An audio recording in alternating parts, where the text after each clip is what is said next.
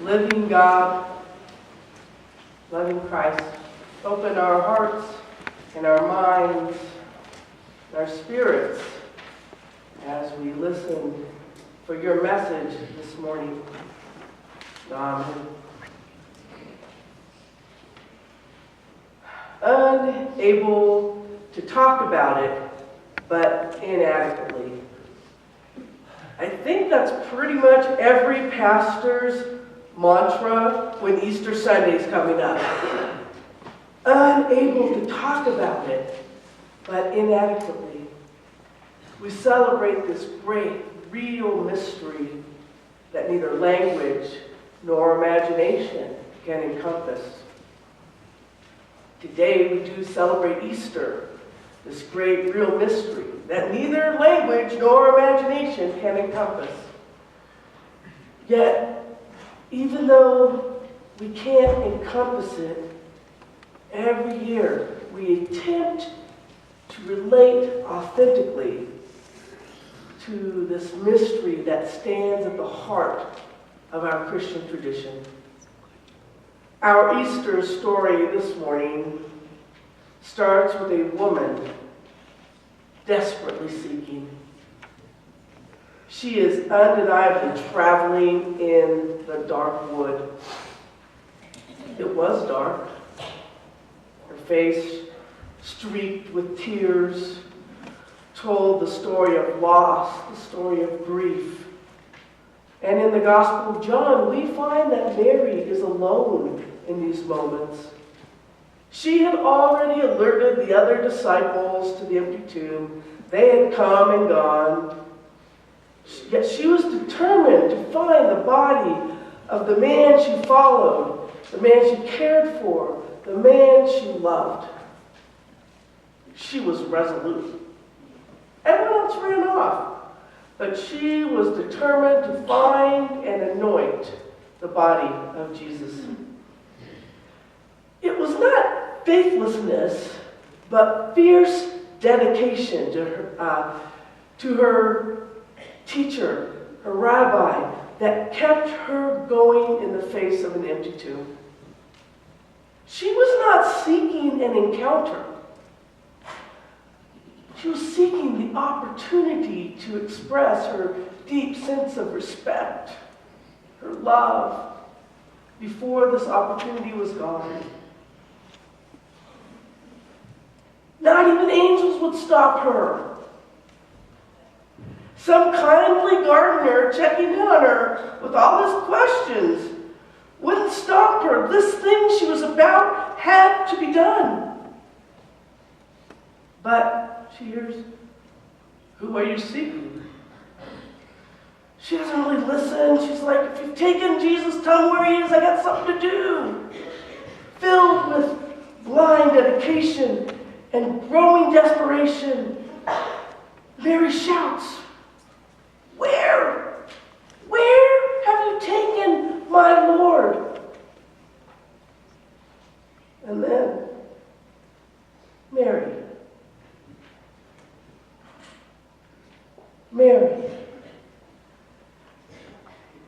Now, Mary sought Jesus like the poor woman who sought that lost coin, like the shepherd who sought that lost sheep, like Zacchaeus sought Jesus climbing up in that sycamore tree, right?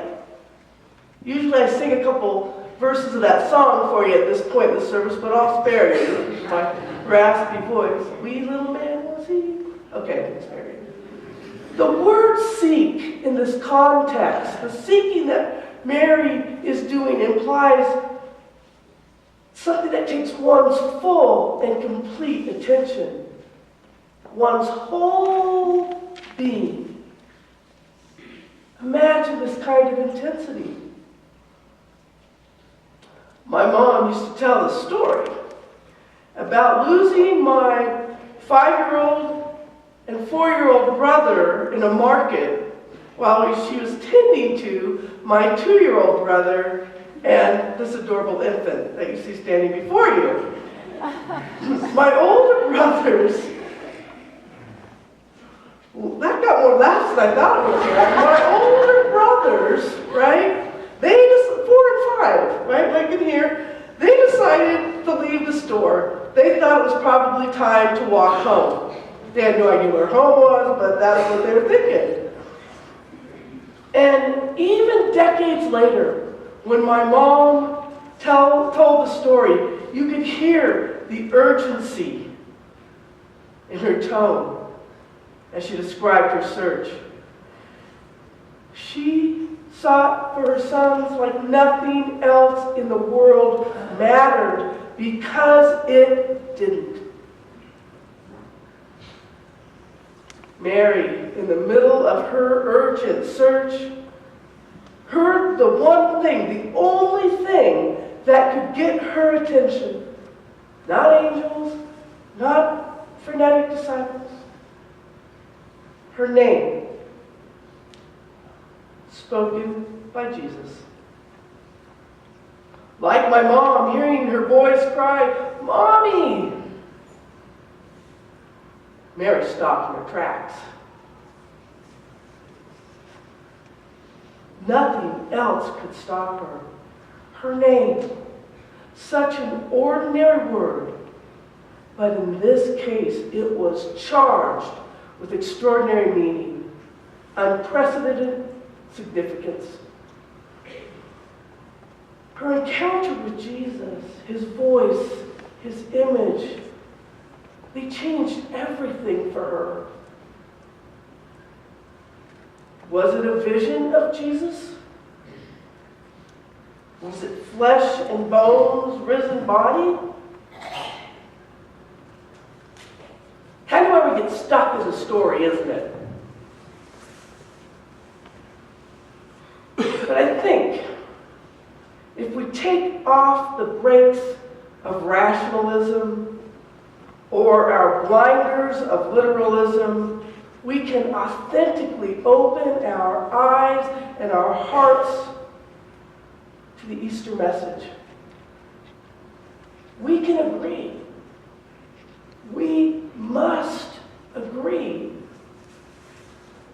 Unless, of course, we can be satisfied with an Easter brunch and an Easter egg hunt.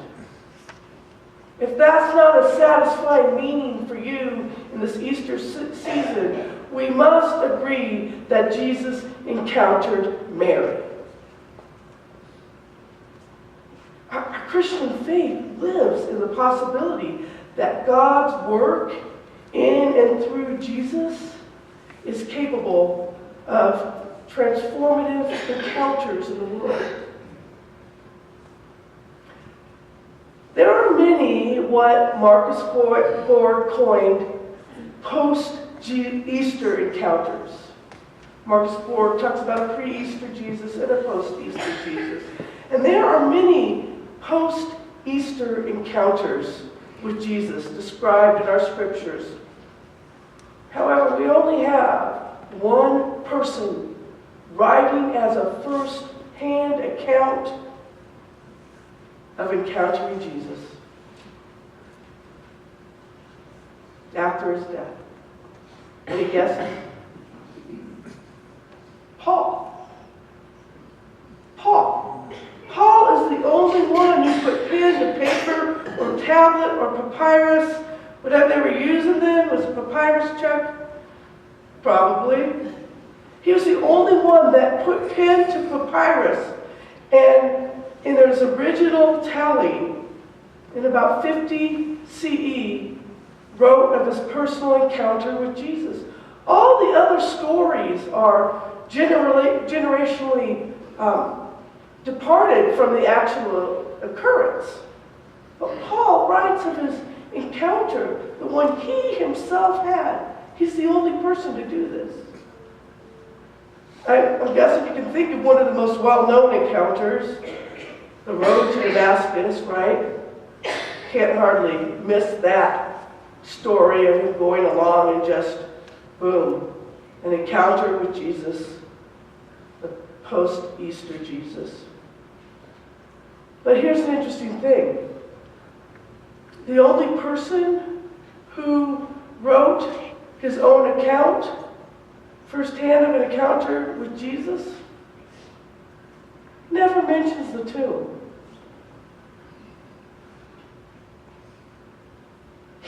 Paul didn't require the confirmation of an empty tomb.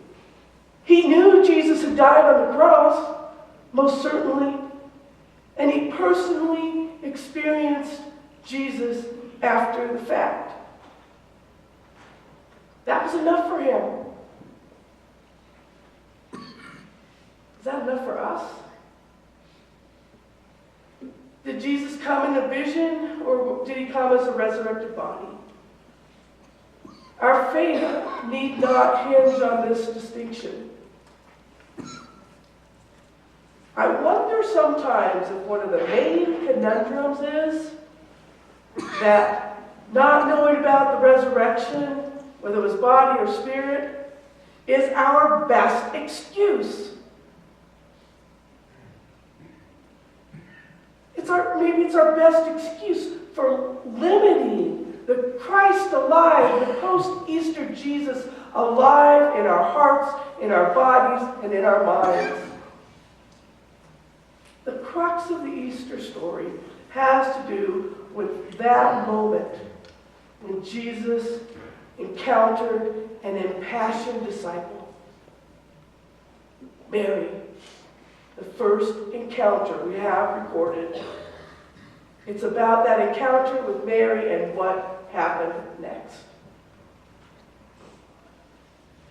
Although on a meaningful mission to find Jesus' body, that one that she was just rigorously committed to, her previous life no longer mattered after she encountered Jesus. In that moment, she was converted. Her life was no longer about a slain teacher, but about an alive Spirit of Christ. No longer obligated to anoint human remains, but on a mission to declare the presence of God as it was reflected in the voice, in the face of Jesus. Don't touch me, Jesus insists. Go tell the others, Jesus implores. And so she does. Knowing that the truth of her encounter was the truth she was called to bring forward. I wonder if she felt she was able to talk about this encounter adequately. I wonder. Many scholars believe that the resurrection stories could best be understood as commission stories, the sending forth of God's people to share this good news of Christ alive, Jesus alive, God alive in our beings here and now.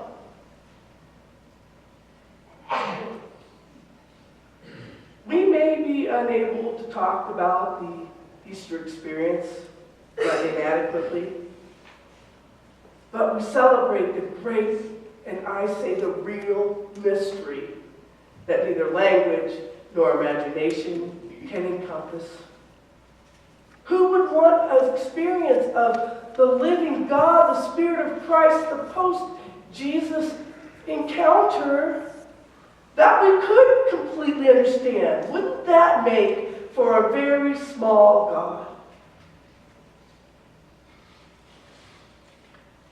We are now called to be the impassioned disciples. We are called as Christians.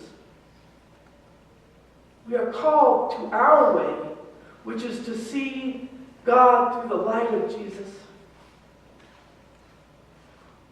I found myself wondering, maybe you wonder sometimes too, what would happen if we didn't live this passion for seeking Jesus with our full attention, with our whole being, like nothing else in the world mattered. Like a mother searching for her lost kids, like a poor person searching for her last and lost coin. Like a shepherd going after that one sheep urgently to save its life, and like good old Zacchaeus going up the tree looking for Jesus. What if we looked for God and Jesus like nothing else mattered? What would that look like? Kind of scares me, to be perfectly honest with you. What would it feel like? We have moments of it. Jesus lives that we might encounter God today. That's the excitement of Easter. Not as an idea, not up here, but as a spirit of life that calls our name. Not as a list of rules and regulation and religious dogma you have to believe, but as an animating presence. Jesus lives that we might encounter the living God. Hallelujah. Christ is risen. Christ is risen indeed.